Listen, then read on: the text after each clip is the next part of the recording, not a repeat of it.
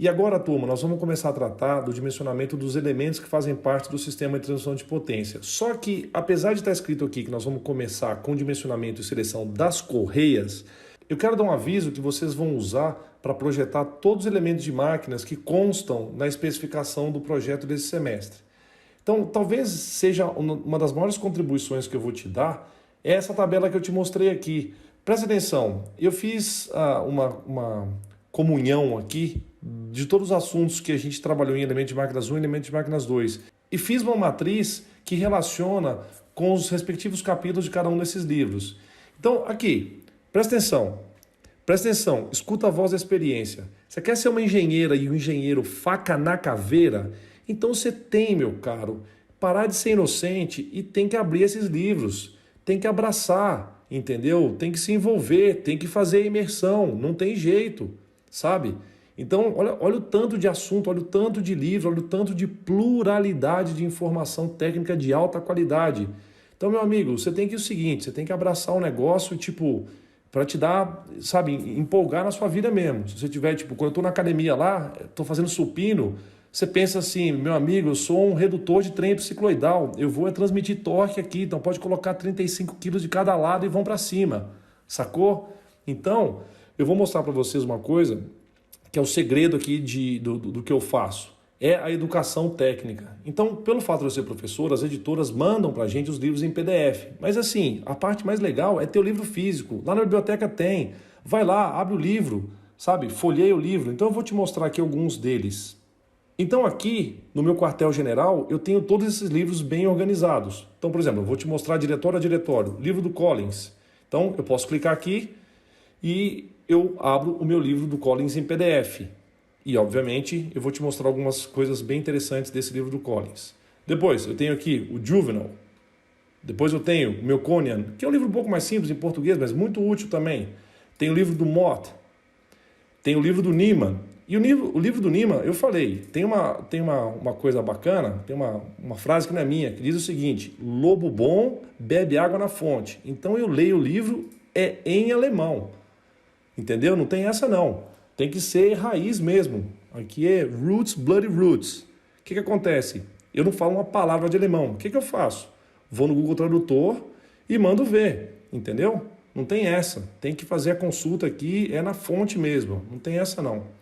Aí eu tenho outros livros aqui, o livro do Norton, tem os manuais da Protec, tem o livro do Rechethoff, livro do Rudenko, o Shigley, também que é muito famoso.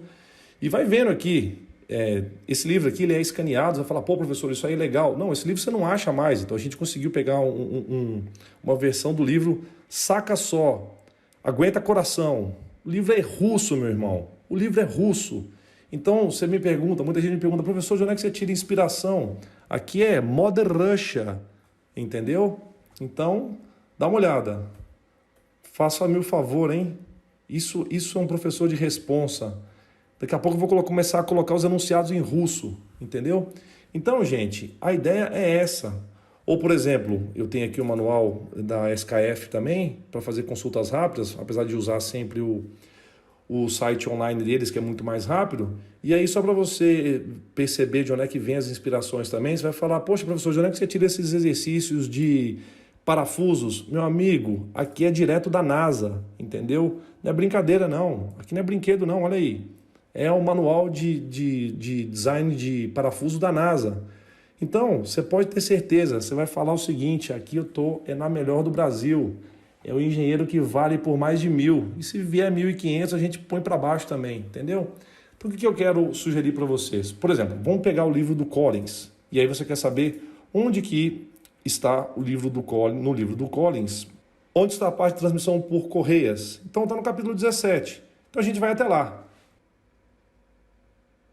Vai até o sumário e aí você procura capítulo 17. Onde estará você?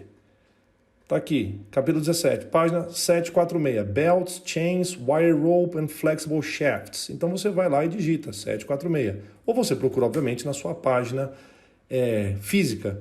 E aí você lê e aprende coisas técnicas legais sobre cada uma desses elementos de máquinas. Então, isso vai te diferenciar no mercado, que você faça a consulta técnica, que você procure informações, que você se eduque, aprenda coisas novas. Então é óbvio que a formulação que eles vão usar é diferente, por exemplo, que de um outro livro, mas ninguém está preocupado com isso. Então você vai fazer os seus estudos, você vai definir as suas formulações, desculpa, você vai fazer as suas seleções, vai fazer os seus cálculos e vai justificar de onde é que você tirou isso, entendeu?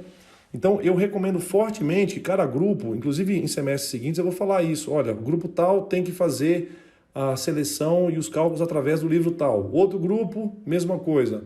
Imagina o grupo que tiver que fazer a solicitação, os cálculos através do livro russo. Meu amigo, no final do semestre os caras estão construindo um foguete e estão na Lua. Semestre seguinte, os caras pedem dispensa da faculdade porque estão na Lua, chegaram lá. Então, gente, a ideia é essa. Vai para cima, escolhe a sua arma e não tenha dó, entendeu? A ideia é essa. Agora, o que eu quero conversar com vocês é o seguinte, uma sugestão. Você pode pegar um livro, você pode pegar catálogos, e aí eu vou mostrar algumas técnicas diferentes. Por exemplo, olha uma coisa que vocês poderiam fazer. Apesar de que vocês vão ter que projetar o redutor, vocês já sabem onde consultar um catálogo, onde você pode perfeitamente ter uma ideia da noção das dimensões dos componentes principais do redutor. De tal sorte que você tem uma noção de qual que é o diâmetro do eixo do redutor, o eixo de saída. Tendo essa noção, você pode perfeitamente consultar um catálogo de polias, porque as polias você pode mandar fabricar a polia do tamanho que você quiser, e ter uma noção do tamanho da polia. Então você pode, por exemplo, ver o tamanho desse eixo aqui, entendeu?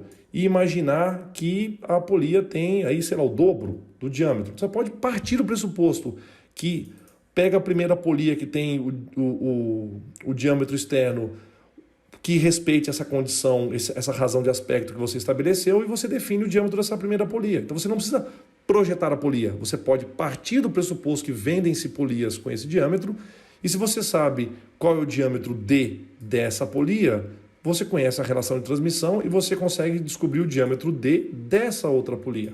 Então você especifica essas duas polias, certo? E aí você consulta um catálogo técnico, por exemplo, de correias. Mas, de novo, eu recomendo que você faça os cálculos. Se você não tiver acesso aos livros, tudo bem. Então você pode partir por essa regra de projeto, certo? Então, essa aula vai ser um pouco mais curta. Tudo bem que eu estava surtando aí, felizão com os livros, né? Mas, poxa, você tem que ficar feliz que seu professor curte, vibra, que o professor gosta de elemento de máquinas. Imagina se eu estivesse dando um elemento de máquinas e fosse uma tortura da aula para isso. Essa matéria, não gosto dessa matéria. Não, gosto pra caramba. Gosto mais de vocês também, né? Principalmente quando vocês estão quietinhos, me ajudando lá a conduzir a aula. Então, voltando, chega de puxação de saco aqui. Então, o que acontece? Essa é uma estratégia que vocês podem adotar para poder fazer a seleção das correias e para vocês especificarem as correias e também selecionarem as polias. Perfeito? Vamos partir para o próximo passo aqui.